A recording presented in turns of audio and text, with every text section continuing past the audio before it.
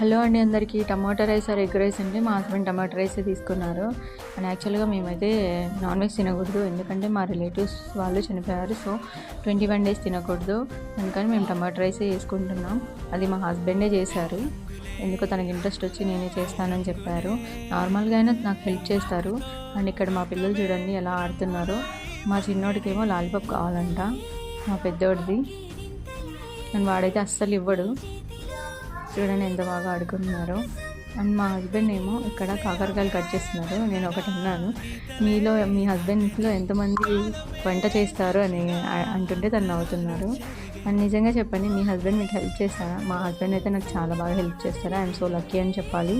And tomato rice అయితే almost ready అయిపోయింది, ఇంకా మేము సర్వ్ చేసుకొని తినేయాలి. అని ఇక్కడ పెట్టాను. మా హస్బెండ్ అడుగుతున్నాను, ఎలా ఉంది ఒకసారి చెప్పు, బాగుందా లేదని చెప్పు అంటే ఇలా ఒక లుక్ ఇచ్చారు చూడండి.